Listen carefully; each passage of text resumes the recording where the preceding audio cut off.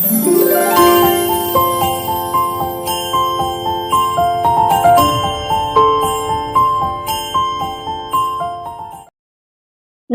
जीजे education point में मैं गार्गी गुप्ता एक बार फिर से आपका स्वागत करती हूँ। आज हम लेके आए हैं उच्च शिक्षा के विकास के लिए मुख्य केंद्रीय योजनाएं, जैसे स्वयं है, स्वयं प्रभा है, राष्ट्रीय शैक्षणिक डिपॉजिटरी है, नेशनल डिजिटल लाइब्रेरी, राष्ट्रीय शिक्षा मिशन आईसीटी के माध्यम से। इसके अतिरिक्त भी बहुत सारी ऐसी योजनाएं हैं जो उच्च शिक्षा के क्षेत्र में बहुत कारगर सिद्ध हुई हैं। ये सभी ऐसी योजनाएं हैं जिनको हम एजुकेशन के क्षेत्र में पढ़ते हैं।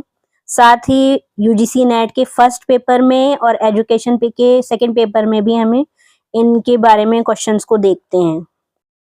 तो इससे रिलेटेड इम्पोर्टेंट जानकारी के लिए बने रहिए मेरी वीडियो में लास्ट तक। भारत सरकार ने देश में स्वयं, स्वयं प्रभा, राष्ट्रीय डिजिटल लाइब्रेरी जैसे बहुत सारे उच्च शिक्षा से रिलेटेड प्लेटफॉर्म्स बनाए हैं, जिनके लिए जानना जरूरी है कि राष्ट्रीय शिक्षा नीति 2020 में किन चीजों को ध्यान में रखा गया था। पहुंच को, गुणवत्ता को, समानता को, सामर्थ्य और उत्तरदायित्व को। ये सारे जो पोल्स हैं ये निर्धारित किए गए थे कि हम वर्ष 2035 तक जो हमारा जीआर है उसको 35% के लक्ष्य तक प्राप्त कर लेंगे या पहुंचा देंगे। तो इसकी प्राप्ति के लिए गवर्नमेंट को बहुत सारी चीजों को ध्यान में रखना पड़ेगा या ध्यान में रखना पड़ा कि हमें क्या क्या रिसोर्सेज या क्या क्या कारकों को या फैक्टर्स को अपनी शिक्षा के क्षेत्र में लाना चाहिए जिससे कि हम इस लक्ष्य को प्राप्त कर पाएं। तो इसके लिए शिक्षा के क्षेत्र में सबसे पहले उसको कम व्यय या कम खर्च वाला बनाना जरूरी था। उच्च गुणवत्ता उसे प्रदान की जाए ऐसा भी जरूरी है। तो ये इसमें फैक्टर्स देखे गए। साथ ही शिक्षा जो है वो समावेशी होनी चाहिए। उसमें ग्रामीण, शहरी या लिंग या पूर्वाग्रह जैसे विषयों को कोई स्थान नहीं मिलना चाहिए, सबके लिए समान होनी चाहिए। शिक्षा ऐसी हो जिससे कि रोजगार उपलब्ध हो जाए, इंटरनेट की सुविधा बच्चों को दी जाए, साथ ही बच्चों को पढ़ने के लिए फोन भी उपलब्ध कराए जाएं। कौशल भारत मिशन के माध्यम से बच्चों की जो स्किल्स हैं उनको डेवलप किया जाए या उनमें विकास किया जाए। बच्चे जो सीखना चाहते हैं उन्हें वो सिखाया जाए। तो इसके लिए उच्च शिक्षा के विकास के लिए मुख्य केंद्रीय योजनाओं का निर्माण किया गया।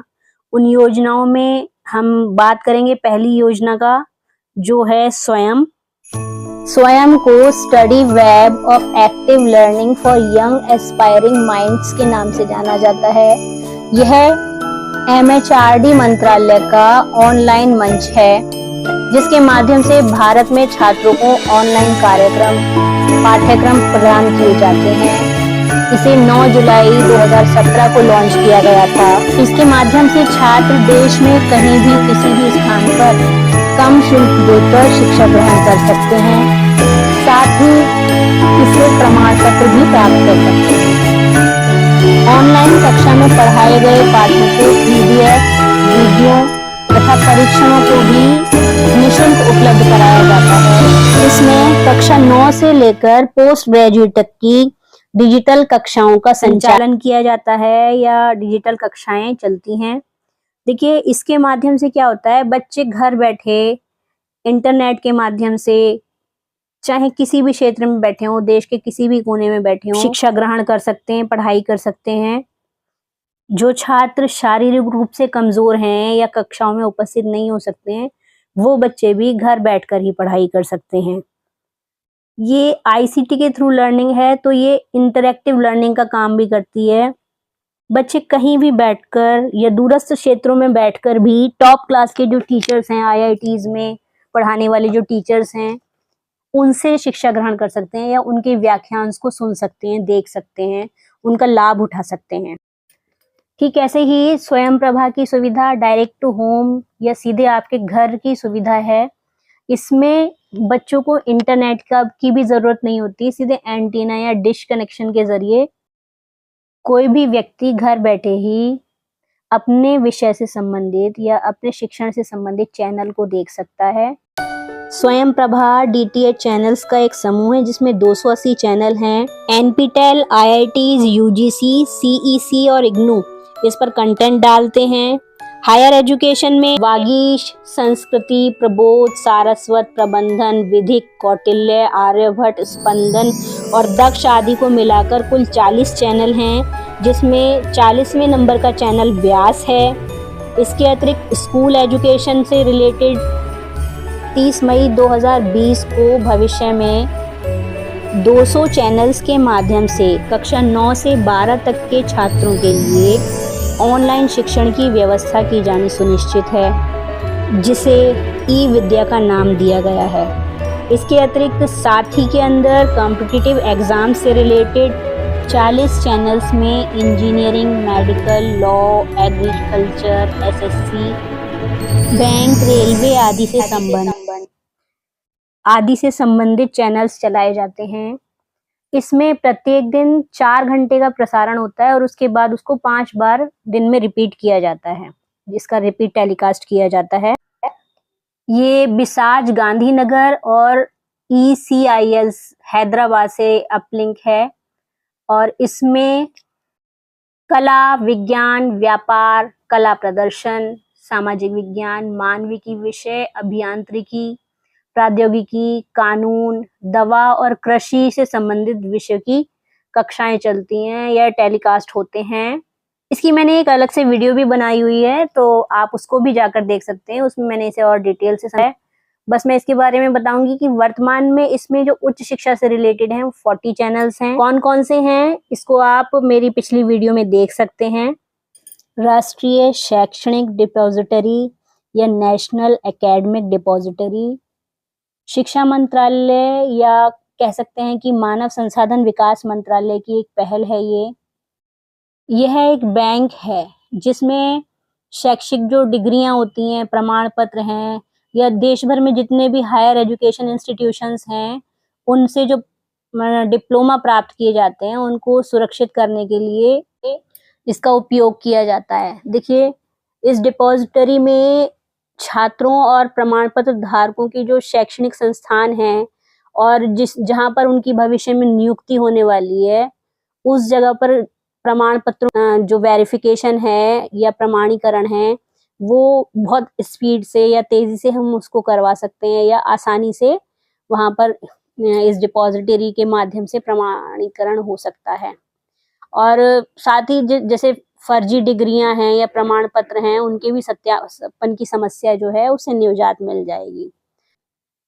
नेशनल डिजिटल लाइब्रेरी एक ऑनलाइन लाइब्रेरी है। इसमें किताबों को स्कैन करके अपलोड किया गया है और भारत की सबसे बड़ी लाइब्रेरी ये कही जा सकती है।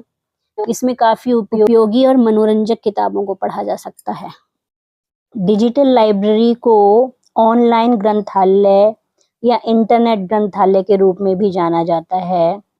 यह एक इंटरनेट वेबसाइट या एप्लीकेशन है जिसमें टेक्स्ट, इमेज, ऑडियो, वीडियो, दस्तावेज या किताबें, अध्ययन सामग्री के अन्य डिजिटल मीडिया प्रारूप प्राप्त होते हैं।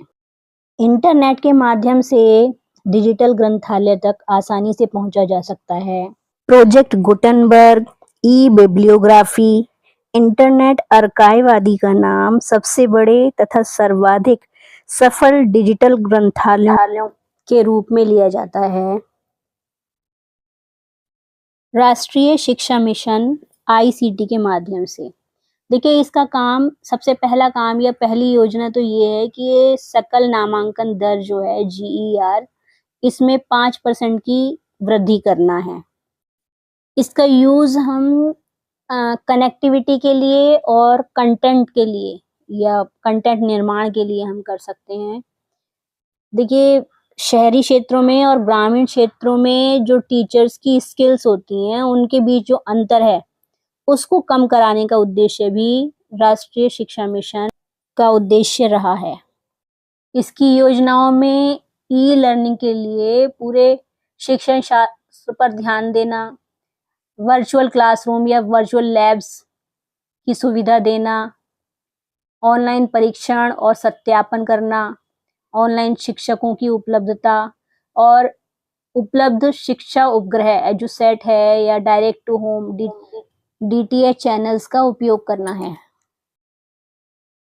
प्रौद्योगिकी संवर्धन शिक्षा पर राष्ट्रीय कार्यक्रम, जिसे हम एमपीटेल के नाम से भी जानते हैं। देखिए, इसमें 7 भारतीय प्रौद्योगिकी संस्थान हैं, जैसे आईआईटी बॉम्बे, दिल्ली, कानपुर, खड़गपुर, मद्रास, रुड़की और गुवाहाटी।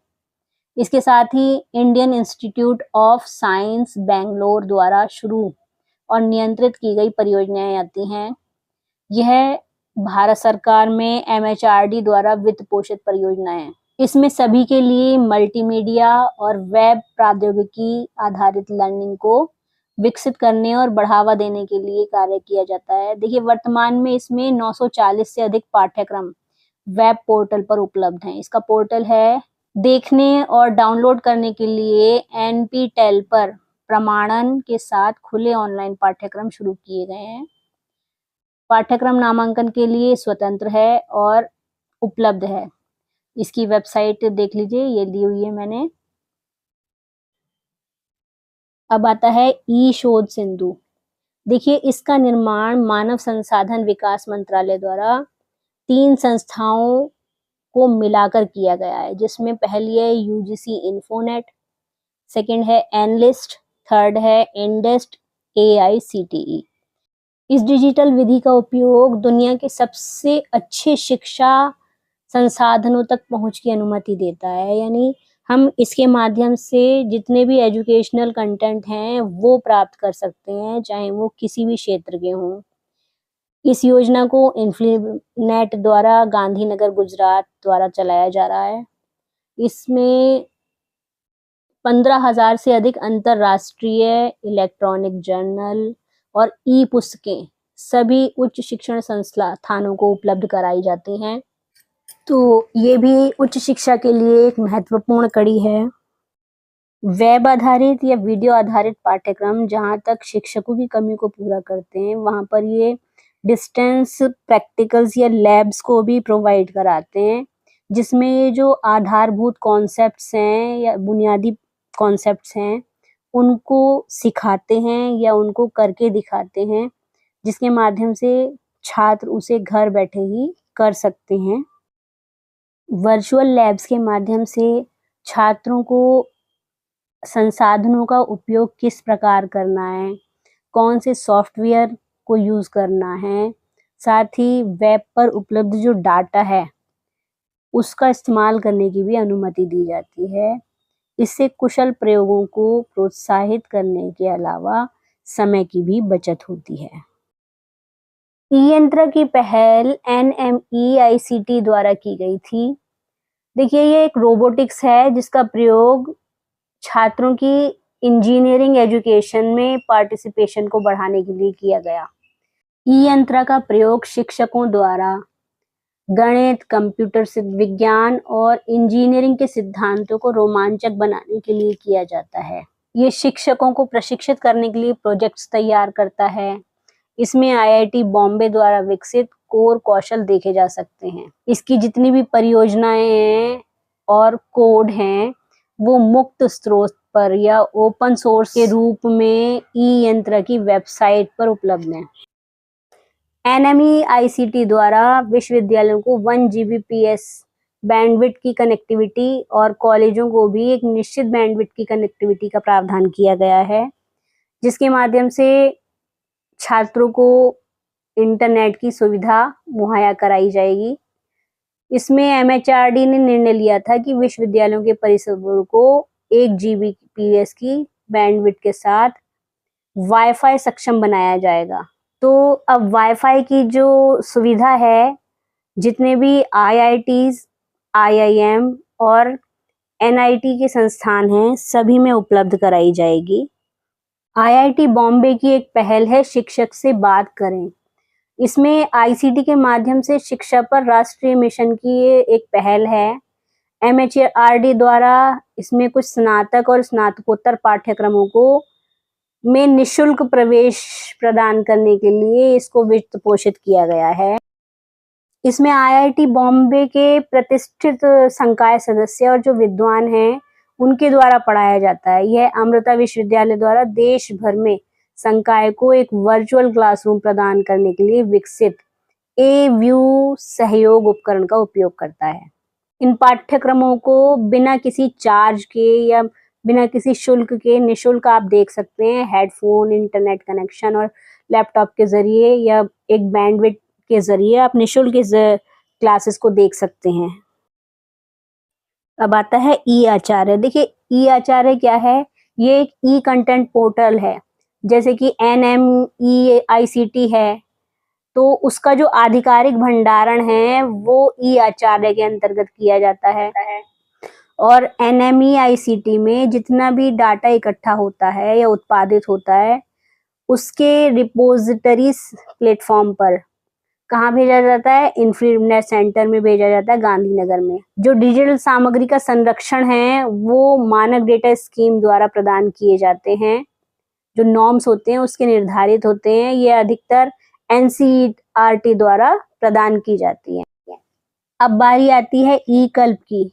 तो भारत में डिज़ाइन के लिए डिजिटल लर्निंग पर्यावरण जो बनता है, उसकी शुरुआत एमएचआरडी या फिर एमएनईआईसीटी द्वारा की गई थी, उसकी पहल। तो इसमें कुछ उद्देश्य थे, जैसे डिज़ाइन पर ई-लर्निंग कार्यक्रम और डिजिटल ऑनलाइन सामग्री उपलब्ध कराई जाए। शिल्प क्षेत्र सहित डिजिटल डिज़ाइन संसाधन डाटाबेस तैयार करना या डिज़ाइन के लिए सहयोगी लर्निंग स्पेस के साथ हायर लर्निंग के लिए सोशल नेटवर्किंग। आईसीटी के माध्यम से शिक्षा में राष्ट्रीय मिशन के उत्पादों के लिए डिज़ाइन तैयार करना ई-कल्प का कार्य था। तो डिज़ाइनिंग का जितना भी कार्य है वो ई-कल्प का कार्य है। अब बारी आती है ई-विद्वान की। तो ई-विद्वान एक इंफॉर्मेशन एंड लाइब्रेरी नेटवर्क से संबंधित है।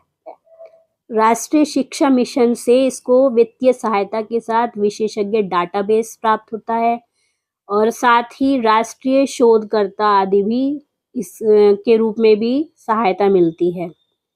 देखिए ई-विद्वान का उद्देश्य है भारत और विदेशों में अग्रणी एकेडमिक और अनुसंधान एवं विकास संगठनों से कार्य करने और वैज्ञानिक शिक्षकों और अनुसंधान वैज्ञानिकों के एकेडमिक और अनुसंधान प्रोफाइल्स को इकट्ठा करना।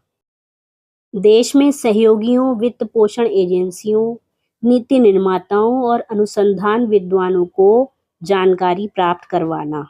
उसके बाद इसमें लेखों और शोध प्रस्तावों की समीक्षा के लिए सहकर्मी समीक्षकों की पहचान भी की जाती है। साथ ही ये वैज्ञानिकों के बीच सूचना आदान-प्रदान और नेटवर्किंग के अवसर पैदा करता है। शिक्षा के लिए निःशुल्क और मुक्त स्रोत सॉफ्टवेयर, जिसे फोसी के नाम से भी जानते हैं। देखिए इसकी शुरुआत आईआईटी बॉम्बे द्वारा की गई थी। इसका इसमें बहुत महत्वपूर्ण योगदान था। fossee.in निर्देशात्मक सामग्री जैसे कि मौखिक शिक्षण, पाठ्यपुस्तक, अवेयरनेस कार्यक्रम जितने भी होते हैं, सम्मेलन, प्रशिक्षण कार्यशाला आदि के माध्यम से प्रदान करता है। टेक्स्ट बुक कलेक्शन है इसमें, जिसमें कुछ टेक्स्ट बुक क्लाउड पर आधारित भी होती हैं। अब जानेंगे केंद्रीय क्लाउड इंफ्रास्ट्रक्चर के बारे में। तो राष्ट्रीय शिक्षा मिशन आईसीटी के माध्यम से या फिर कह लीजिए एमएचआरडी ने आईआईटी दिल्ली को एक शक्तिशाली 24/7 समर्थित डेटा केंद्र स्थापित करने के लिए एक परियोजना प्रदान की है। ऐसी गतिविधियों को एनआईसी या फिर एनकेएन डेटा सेंटर में रखा गया और क्लाउड भी प्रदान किया जाता है। तो ये डाटा केंद्र किसके द्वारा स्थापित हुआ? आईआईटी दिल्ली के माध्यम से। साक्षात पोर्टल, इसे वन स्टॉप एजुकेशन पोर्टल के नाम से भी जाना जाता है। इसे पायलट परियोजना के नाम से भी जाना जाता है। 11वीं पंचवर्षीय योजना में 30 अक्टूबर 2006 को छात्रों, शिक्षकों और रोजगार में लगे व्यक्तियों के लिए या जो लोग भी ज्ञान अर्जित करना चाहते हैं लेकिन उन्हें टाइम नहीं मिल पा रहा या पैसे की कमी के कारण वो ज्ञान अर्जित नहीं कर पा रहे या शिक्षा ग्रहण नहीं कर पा रहे, तो जीवन पर्यंत निःशुल्क अध्ययन के लिए सुविधा प्रदान करने के लिए इस पोर्टल का आरंभ किया गया। इसकी विषय वस्तु की जांच सीएसी द्वारा विषय परामर्श समिति सीएसी द्वारा की गई। इसमें इग्नू, दिल्ली विश्वविद्यालय, केंद्रीय विद्यालय संगठन, नवोदय विद्यालय संगठन, राष्ट्रीय मुक्त विद्यालयी संस्थान जैसी शैक्षणिक संस्थाओं और क्षेत्र के उत्कृष्ट एकेडमियों के प्रतिनिधि इसमें शामिल हैं। इसके अतिरिक्त कुछ एनजीओज ने भी इस पोर्टल के लिए अपने विषय वस्तुएं निशुल्क प्रदान की थी। ये सूचना और संचार प्रौद्योगिकी के माध्यम से राष्ट्रीय शिक्षा मिशन की प्रस्तावित योजना के माध्यम से इसमें लगभग 50 करोड़ से अधिक लोगों को अध्ययन की आवश्यकताओं को पूरा करने का इसमें उद्देश्य रखा गया था। इस पोर्टल में शैक्षिक संसाधनों, छात्रवृत्ति, टेस्टिंग, उच्च उपलब्धता और संवाद के अवसर पर्याप्त मात्रा में उपलब्ध कराए जाते हैं। जानने की इच्छा को ई पुस्तकों, ई पत्रिकाओं, डिजिटल रिपोजिटरी, डिजिटल लाइब्रेरी आदि के माध्यम से पूरा करने के लिए इसमें पर्याप्त सहायता उपलब्ध कराई जाती है। अब बात करेंगे लेखिका 2007 की। ये centre for the development of advance computing, CDAC जिसे कहते हैं, द्वारा विकसित की गई। इसमें भारत के सूचना मंत्रालय और इजराइल की FTK टेक्नोलॉजी की भागीदारी है। इस परियोजना का उद्देश्य कंप्यूटर साक्षरता को भारत में जनता तक फैलाना है जो अंग्रेजी भाषा को नहीं जानते हैं। राष्ट्रीय ज्ञान नेटवर्क और कनेक्टेड डिजिटल विज्ञान पाठ्यक्रम और वाईफाई कनेक्टिविटी के सभी छात्रों को डिजिटल परिसरों, वीडियो कॉन्फ्रेंस कक्षाओं, वायरलेस हॉटस्पॉट, लैपटॉप, डेस्कटॉप प्रदान करने के अलावा 1000 संस्थानों को कवर करने के लिए एक राष्ट्रीय पहल की गई है। दूरस्थ इंजीनियरिंग शिक्षा कार्यक्रम केंद्र CDEEP वास्तविक समय के इंटरैक्टिव उपग्रह प्रौद्योगिकी का एक उपयोग करके एक क्लासरूम इंटरैक्शन प्रोग्राम है। यह भारतीय प्रौद्योगिकी संस्थान मुंबई द्वारा आरंभ किया गया था। नेक्स्ट है एजुसेट। इसे तो आप जानते ही होंगे। इसके माध्यम से ग्रामीण भारत के बड़े भाग में सैटेलाइट कनेक्टिविटी आई थी। इंदिरा गांधी राष्ट्रीय मुक्त विश्वविद्यालय ऑनलाइन पाठ्यक्रम को प्रस्तुत करने के लिए उपग्रह, टीवी और इंटरनेट प्रौद्योगिकी का लाभ उठा रहा है। बृहस्पति एक open source e learning platform है जिसे IIT कानपुर द्वारा विकसित किया गया है। पुस्तक डिजिटलीकरण या ई टेक्स्ट राष्ट्रीय शिक्षा मिशन ICT के माध्यम से शिक्षा के लिए एक नई ऑनलाइन पाठ्यक्रम सामग्री तैयार करने की योजना है। जैसा कि आप सब जानते हैं कि आजकल छात्रों का रुझान डिजिटल तरीकों से सीखने के वातावरण को बनाने के लिए या डिजिटल पुस्तकें रिपोजिटरी का निर्माण की ओर ज्यादा हो रहा है। तो इसके लिए राष्ट्रीय शिक्षा मिशन द्वारा तैयार की गई एक योजना है। निजी क्षेत्रों में Hughes global education, Manipal, Centum learning, UEI global, Shiv Nadar विश्वविद्यालय, प्रमुख केंद्रीय और राज्य विश्वविद्यालय आदि जुड़े हुए हैं जिनमें अच्छे ICT बुनियादी ढांचे सम्मिलित हैं। मुक्त शिक्षा संसाधन All India Council for Technical Education India, National Digital Library in Engineering and Technology, मानव संसाधन विकास मंत्रालय द्वारा स्थापित एक संगोष्ठी है। UGC ने कला, मानविकी, प्रौद्योगिकी और विज्ञान जैसे विषयों की पत्रिकाओं और ग्रंथ सूची डाटाबेस तक पहुंच प्रदान करने के लिए अपनी डिजिटल लाइब्रेरी कंसोर्टियम भी प्रारंभ किया है जिन्हें मुक्त शिक्षा संसाधनों के अंतर्गत रखा जाता है। ICT के माध्यम से शिक्षा पर राष्ट्रीय मिशन UG और PG के छात्रों को प्रशिक्षण प्रदान करने के लिए VTU या वर्चुअल टेक्निकल यूनिवर्सिटी स्थापित करने के लिए नए शिक्षकों के साथ कठिन मेहनत कर रहा है। यह विज्ञान, प्रौद्योगिकी, प्रबंधन और अन्य संबंधित क्षेत्रों पर केंद्रित है। 7 आईआईटी जैसे दिल्ली है, मुंबई, गुवाहाटी, चेन्नई, कानपुर, खड़गपुर और रुड़की, इसके साथ आईआईएससी एनपीटेल की सहायता से भारत की पहली आभासी प्रौद्योगिकी विश्वविद्यालय स्थापित करने की प्रक्रिया चल रही है। ज्ञान दर्शन के बारे में तो सभी ने बहुत सुना होगा। ज्ञान दर्शन वर्ष 2000 में शुरू किया गया इग्नू और आईसीटी का संयुक्त प्रयास है। इसमें कई चैनल हैं जो विश्वविद्यालय के छात्रों और वयस्कों के लिए शैक्षिक कार्यक्रमों का प्रसारण करता है। पाठ्यक्रमों में IGNOU, UGC consortium for educational communication और आईआईटी आदि का योगदान है। यहाँ जिस सीईसी की बात की जा रही है, ये यूजीसी का एक अंतर विश्वविद्यालय केंद्र है। ज्ञानवाणी कार्यक्रम यूजीसी कंट्री वाइज क्लासरूम पहल के अंतर्गत हर दिन ज्ञान दर्शन और दूरदर्शन नेशनल चैनल DD1 पर शिक्षा कार्यक्रम प्रसारित किए जाते हैं। यह फ्रीक्वेंसी मॉड्यूलेशन रेडियो चैनलों का एक समूह है जो कार्यक्रमों का प्रसारण करते हैं। इसमें इग्नू और आईआईटी जैसे संस्थानों का भी योगदान होता है। अब बात करेंगे ई ज्ञान कोश की। देखिए, इसको वर्ष 2005 में इग्नू द्वारा डिजिटल शिक्षा के लिए प्रारंभ किया गया था। इसमें इग्नू का लगभग 95% मुद्रित सामग्री को डिजिटलाइज और रिपॉजिटरी पर अपलोड किया जाता है। ये एक भंडारण क्षमता का काम करता है। शिक्षा और अनुसंधान नेटवर्क, इसका प्रचार भारत सरकार के सूचना प्रौद्योगिकी विभाग द्वारा किया जाता है।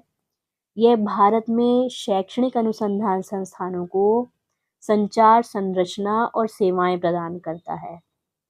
यह इंटरनेट और इंट्रानेट सुविधाएं प्रदान करने के लिए AICTE नेट, भारतीय कृषि अनुसंधान परिषद नेट और यूजीसी इन्फोनेट जैसी नेटवर्किंग परियोजनाएं चला रहा है। अब बारी आती है गरुड़ ग्रिड की। तो ये एक राष्ट्रीय ज्ञान नेटवर्क से जुड़ा है। यह डाटा और अन्य अनुप्रयोगों को विकसित करने के लिए शैक्षणिक, वैज्ञानिक और अनुसंधान समुदायों को एक साथ लाने वाला भारत का पहला राष्ट्रीय ग्रिड है। अब आती है श्रुति दृष्टि की बारी। देखिए, श्रुति का मतलब होता है सुनना और दृष्टि का मतलब होता है देखना। तो श्रुति दृष्टि योजना को मूल रूप से नेत्रहीन महिलाओं के लिए विकसित किया गया था। महिला सशक्तिकरण का ये एक प्रारूप है। उच्च शिक्षा के विकास के लिए मुख्य रूप से केंद्रीय योजनाओं में आईआईटी मद्रास को 996 पाठ्यक्रमों के लिए ई सामग्री विकसित करने का काम सौंपा गया। ये पाठ्यक्रम इंजीनियरिंग, विज्ञान, प्रौद्योगिकी, मानविकी और प्रबंधन से संबंधित हैं। आईआईटी दिल्ली को वर्चुअल लैबोरेटरीज का कार्य सौंपा गया। आईआईटी खड़गपुर को बहुभाषी सामग्री, अन्य कॉग्निटिव फैकल्टी पर आधारित सामग्री एकत्रित करने का या सामग्री इंटरनेट पर दिखाने का कार्य सौंपा गया। जादवपुर विश्वविद्यालय को सामग्री का मानकीकरण और गुणवत्ता आश्वासन करने का कार्य सौंपा गया। ITBH वाराणसी को अशिक्षितों को उनके दैनिक जीवन में ICT के लाभ को डिजिटल रूप में बताने का या सिखाने का कार्य सौंपा गया। शैक्षणिक संचार संघ को 87 स्नातक पाठ्यक्रमों के लिए ई सामग्री के निर्माण का कार्य सौंपा गया। इग्नू को उच्च शिक्षा के विकास के लिए जो केंद्रीय योजनाएं तैयार की गई थी, उनकी विषय वस्तु तैयार करने और उनके साथ समन्वय करने, साथ ही उनको सुविधाजनक बनाने हेतु कार्य सौंपे गए। तो आज की क्लास यहीं कंप्लीट होती है। क्लास में बने रहने के लिए थैंक यू। मिलते हैं नेक्स्ट क्लास में। वेलकम।